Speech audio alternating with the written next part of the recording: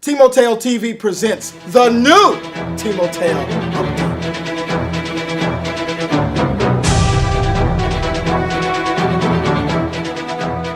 This is Timoteo Update, a program which will guide and inform you about the world's greatest flag football league, with expert analysis from Timoteo's greatest minds. With your new host, Eric Moore, Buddy Martinez, and the one and only Chris Law. This is the new Timoteo Update. Welcome to Timoteo TV. I'm Eric Sugarmore, and I'm here with Timoteo's best buddy, Ryan Martinez, Leo, I Don't Eat Meat, Mota, and Chris the Beard Law. Hey, this week, fellas, we have a lot going on. We got the battle of the unbeatens, Eagles versus the Cowboys. We also have some divisional implications with the Justice Division. Anybody can go. It can go either way with anybody on Saturdays and Saturdays wins. So, what do you guys think about this week's games?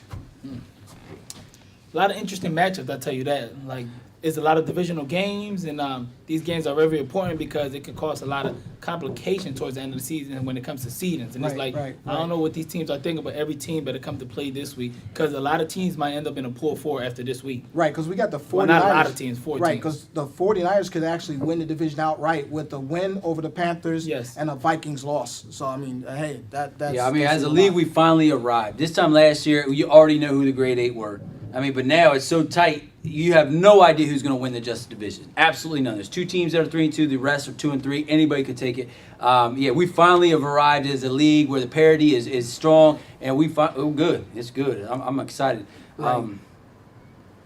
Well, let's get started with Week 6's first predictions of the 1 o'clock games with the Eagles and the Cowboys. Right. Take it away, Chris. Eagles and Cowboys. This is going to be game of the week, obviously. 2 undefeated teams. They're coming at a pretty good matchup. On paper, the Eagles are second on offense. They're first on defense. The boys are third on offense and fourth in defense.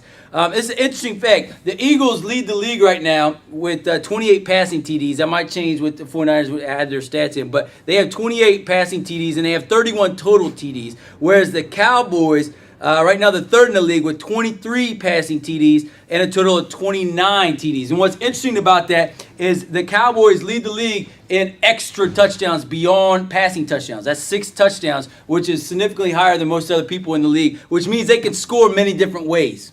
And the boys, when I see them, they've been tested already. They played the 49ers, Raiders, Cards, Panthers, Seahawks, beat them all.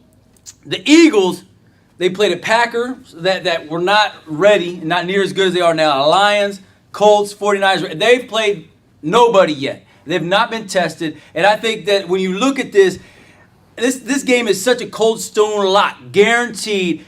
Eagles cannot win this game. Wow. In fact, they're 5-0. It's a fugazi 5-0. In fact, they won't even get the second seed because I believe they'll lose to the Raiders later on in the season. And today, I mean, the Saturday, Cowboys are going to destroy the Eagles and show them for who they are. They're going to win at 40-13. Wow. Before I make my prediction, Chris, I just want you to say it on camera that the curse is broken. For now. All right. The curse is broken. I'm gonna agree So with Chris. no London Jaguars? London Jaguars. No point. No point. I got the Cowboys coming out on top, winning this one, 40-35. Like Chris was saying, the Eagles really haven't been tested. If you look back at our games, we've been tested every week. Most of our games, except for the Panthers game, have been close games, and I know that my team have been able to close games out. We are in playoff form already. We are ready to sit here and come up clutch in tight situations. And, I just want to throw out a couple stats. It's interesting because Jalil has 12 touchdowns. Quinn has 10 touchdowns. And then right behind each other. And it's going to be a very good game, competitive game. But, I think the Cowboys are going to come out on top on this one. Yeah, I mean, in this game, the Eagles right now, statistically are the better team. When you have to look at the way Brian and these guys are playing out there, Brian Jalil ball is working, and no one's been able to stop it yet. In this, but then also the great matchup you have this week is you have Jalil, the Eagles MVP candidate, versus Quentin. And I believe whoever wins this game could come out and take away the league MVP. I think any one of these two players can take it. Like Leo said, Quentin has 10, Jalil has 12. If you can stop one of them two players, you're going to find yourself able to win this game. And now the Eagles, I mean, this is going to be the week where they can prove themselves. This is the week where they can, come out and be elite, and they'll be the only undefeated team in the league. This is where they can make their mark in the league. Brian has still yet to make his mark. This is where he can make his mark as a Timoteo quarterback. The Cowboys, I mean, there's no way I can pick against them. They play to their level of competition. If they play a good team, they're going to play great. If they play an okay team, they'll play okay, just enough to beat them. And I think the Cowboys, I think they really want to win this game. They really want to show the league that they can't be stopped. And with a win in this game, that's what's going to happen. I believe the Cowboys run away with it 60-25. Wow. Hey, and you made a good point talking about Leo and the Cowboys. Leo, you rested some players last week. Am I not right? Oh, yes, You of rested course. your players against Yes. it? Okay. Hey, let's go to that next 1 o'clock game, the Raiders versus the Cardinals. The Raiders versus the Cardinals. All right, currently, if you look at the power rankings on the website, you'll notice that the 4 bottom teams are ranked 9th, 10th, 11th, and 12th in defense. The 4 worst defenses are in the poor 4. Now, the Cardinals, it's interesting, they're 5th on offense. And you can't win with just offense. You have to have a mean defense. And a lot of people started slow this year on defense. Cardinals need to practice defense. They are still in the hunt. They're 2-3. They could do, or they're 1-4, whatever. But they can still get into the grade 8, but they have to step up on defense.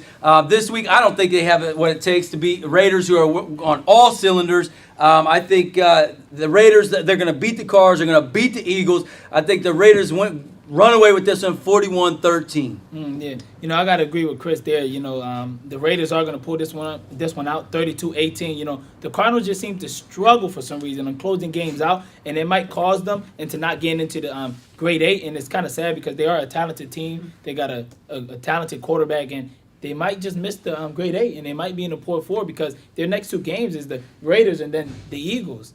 And then I know Josh came back last week. He's been targeting Lou, something he should have been doing all season. Seems like those guys are getting along now. They're back on track. And and if Josh continues to feed Lou the ball this week, the Raiders are going to come out and win big on this week, 32-18. Yeah, definitely. I'm going to piggyback off Leo here. I mean, this is Lou's team. The Yeah. Raiders is Lou's team. Hands down. You know what I mean? He is the guy in their team that makes the plays, and they got to keep continuing to get the ball. Last week, I believe he had 3 NOs. You know what I mean? So he's stepping it up on both sides. He should be an MVP candidate, but he's just not getting the touches that he deserves on offense. Yes. Maybe that changes this week. Hopefully. The Cardinals, on the other hand, they're extremely talented. I mean, but I talked to Cornell, and he said that their practice was flat last week. I mean, and these guys are not committed.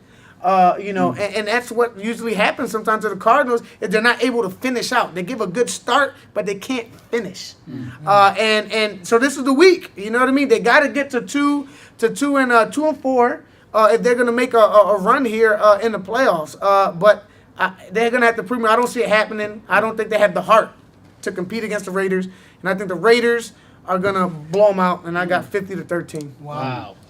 I mean, you have 2 excellent coaches on both sides of the ball, but I agree with you guys.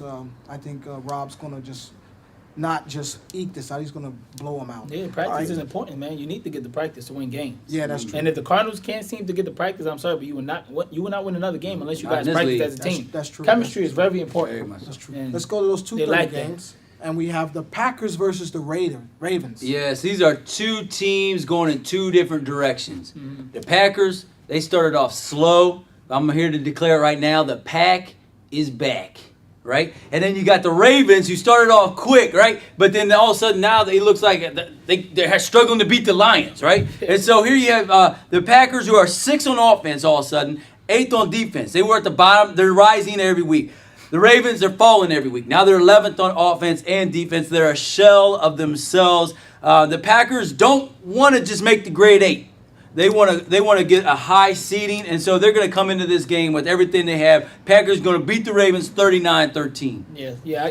Like Chris was saying, the Pack is back, and I got the Packers winning in a blowout, 45-20. Buddy is getting these guys in playoff form, and he's starting to do it this week. It was like the first half of the season, they were just getting there, grooved together. Now the second half of the season, they seem to be a team that's on track and kind of look like the old Packer. They're not there yet, but they are getting there. And if Buddy continues, to watch film with these kids like he does every other day, then, they'll sit there and might move up in the season. So Packers win 45-20. Ravens I'm sorry, but they're a disappointing team this season. I mean, yeah, the Ravens, they're a hot and cold team. They play 1 week good and then they take a week off. So this could be the week that the Ravens come with full force. The Ravens have good coaches over there, and and Dan is committed to trying to make the playoffs again this year.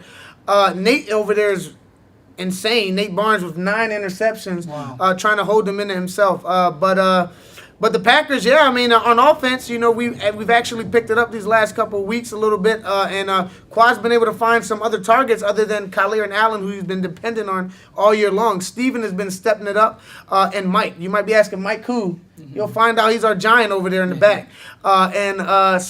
So yeah, if our offense continues to score points defensively, we will be there. You know what I mean? So it's gonna come out. It's gonna come out to who wants it more. Both of us are 2-3.